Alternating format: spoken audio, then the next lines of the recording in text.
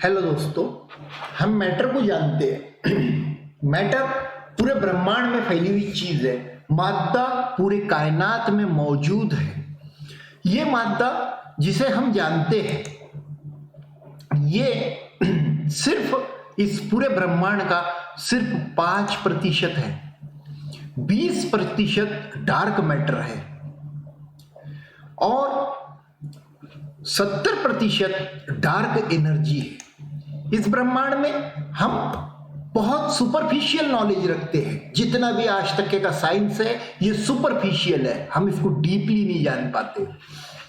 तो आइए इस सीरीज की शुरुआत करते हैं, जिसमें हम मैटर को समझे और जिसमें हम मादे को समझे, क्योंकि इसका नॉलेज बहुत कम है।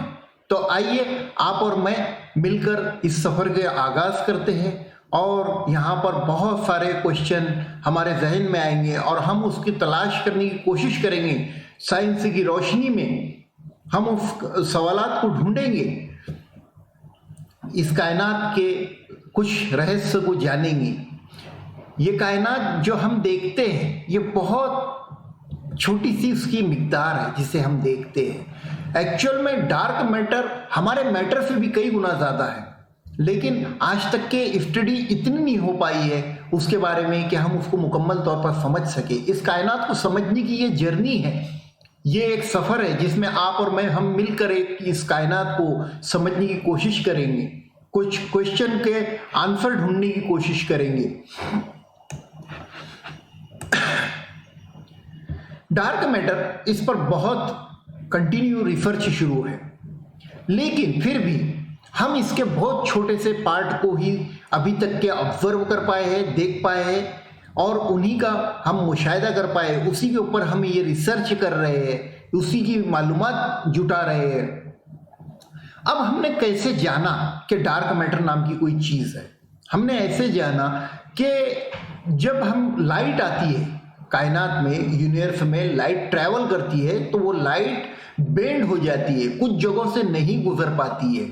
तो हमको ये लगा कि वहां पर कोई चीज है और वो मैटर है जो हमको विजिबल नहीं है, जिसे हम देख नहीं सकते।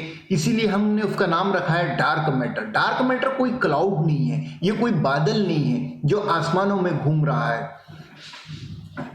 ये कोई एंटी मैटर भी नहीं है कि इसीलिए वहां से लाइट नहीं पास हो पा रही है। तो कुछ लोग कहते हैं कि भाई एंटी मैटर है, लेकिन नहीं, ये एंटी मैटर भी नहीं है, क्योंकि एंटी मैटर और मैटर एक दूसरे को खत्म कर देता है। जैसे 1 + 1 - 1 = 0 हो जाता है, लेकिन ये डार्क मैटर एंटी मैटर भी नहीं है। कुछ लोग कहते हैं कि ये ब्लैक होल से है, जिसकी वजह से वहां से रोशनी पास नहीं हो पा रही, लाइट वेव गुजर नहीं पा रही है। लेकिन ये क्योंकि हमने ब्लैक होल का भी मुशाहिदा किया है, लेकिन डार्क मैटर एक अलग चीज है, ब्लैक होल एक अलग चीज है।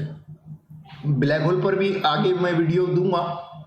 वहां पर कुछ तो है जो हमारी समझ से परे है और उस पर ग्रेविटी का भी लॉ काम करता है डार्क मैटर पर। और बहुत कुछ है जो हम नहीं जानते हैं इस कायनात के बारे में, इस ब्रह्मांड के बारे में।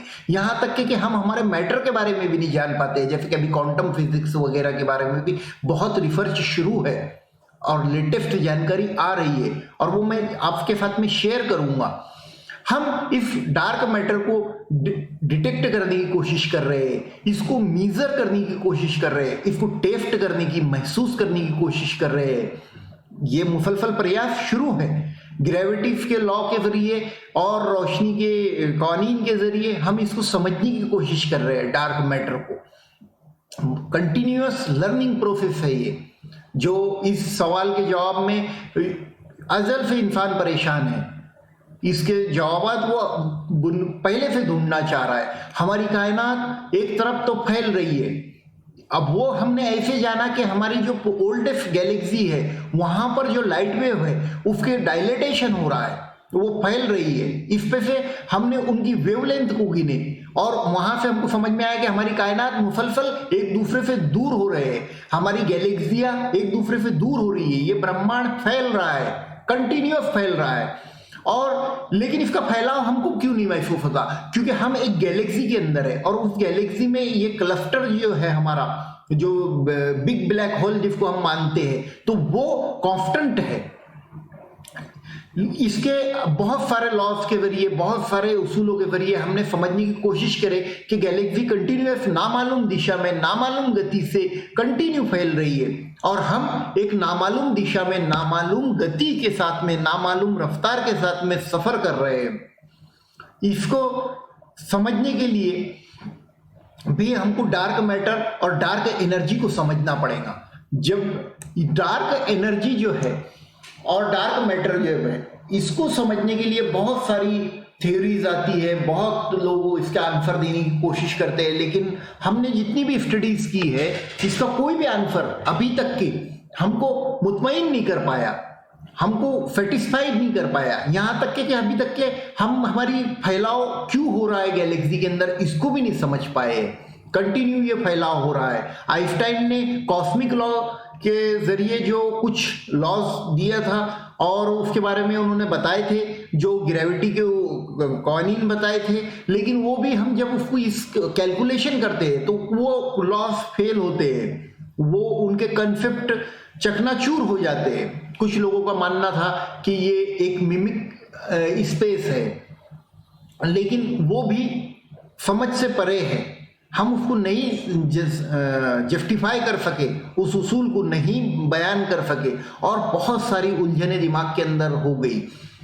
इंसान शुरू से ही इस ब्रह्मांड को देखता आया है और उसको समझने की कोशिश करता आया है, लेकिन हर बार जितनी वो कोशिश करता है उतना उलझता चला जाता है। हमने बहुत सारे डिवाइसेस बना लिए उसको समझने के लिए, मादे को समझने के लिए, मैटर को समझने के लिए, लेकिन ये सारी चीजें भी हमको वक्ती तौर पर लगता है कि हाँ हम समझ चुके, लेकिन फिर बाद में लगता है कि नहीं, कुछ तो रह गया, अरे ये तो गलत साबित हो गया। इसमें तीन चीजें हमने अभी तक के हमारे नॉलेज के बारे में समझे हैं। वो ये है कि फर्स्ट तो हम ये जानते हैं कि हम क्या जानते हैं, हमने उसका डाटाबेस तैयार करे, उसके ऊपर रिसर्च करे, और हमको ये पता है कि हम क्या जानते हैं।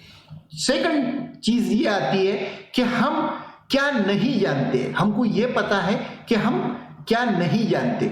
और थर्ड चीज ये आती है कि हम ये भी नहीं जानते कि हम क्या नहीं जानते।